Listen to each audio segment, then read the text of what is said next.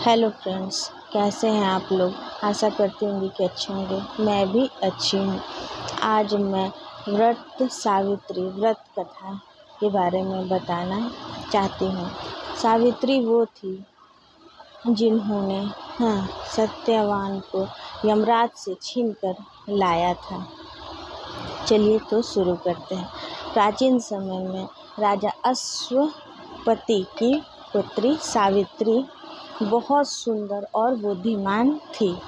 उसने सत्यवान को अपने पति के रूप में स्वीकार किया था। ऋषियों ने बताया कि सत्यवान की आयु बस 1 वर्ष है, वो उनसे शादी न करे, पर वो हठ में थी कि नहीं, मुझे सत्यवान से ही शादी करनी है।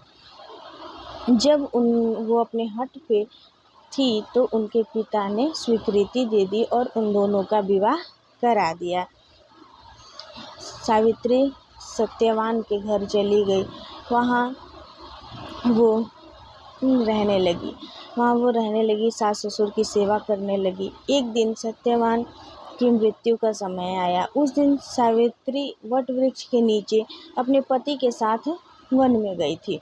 लकड़ी काटते समय सत्यवान अचानक बेहोश होकर गिर गया। उनके प्राण निकल गए। तभी यमराज उनके प्राण लेने आए थे। सावित्री भी यमराज के पीछे पीछे चलने लगी। उनकी भक्ति और पतिव्रता धर्म से प्रसन्न होकर यमराज ने उसे वरदान दिया।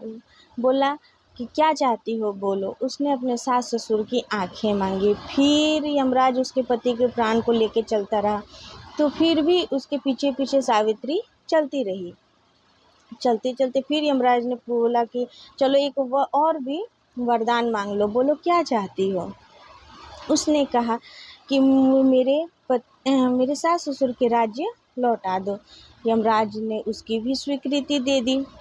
फिर यमराज आगे चलने लगा सत्यवान के प्राण लेकर। फिर सावित्री उसके पीछे पीछे आगे जब चलने लगी तो फिर यमराज ने कहा कि बोलो क्या चाहती हो। चलो एक और मैं तुम्हें वरदान देता हूँ, तुम बोलो तुम्हें क्या चाहिए। तो वो बोली, मुझे सौभाग्य और पुत्र वधू का वरदान दो। यमराज ने कहा ठीक है, ये भी वरदान तुम ले लो। उसके इतना ही कहते सावित्री खुश हो गई। उसने कहा, मैं पतिव्रता स्त्री हूँ, आपने मेरे पति के प्राण लिए हैं, मेरे पति के प्राण को लौटा दीजिए। ये सुनते ही यमराज अब सोचने लगे कि मैं क्या करूं।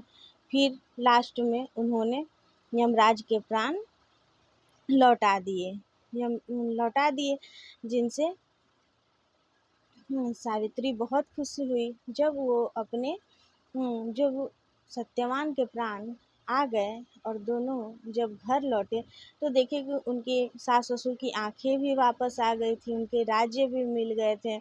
ये सब पाकर सावित्री बहुत खुश हुई। तभी से वट वृक्ष की पूजा होती है और ये व्रत को लोग इतने श्रद्धा से करते हैं कि एक स्त्री में इतनी शक्ति है कि वो अपने पति के प्राण तक यमराज से लेकर आ गई।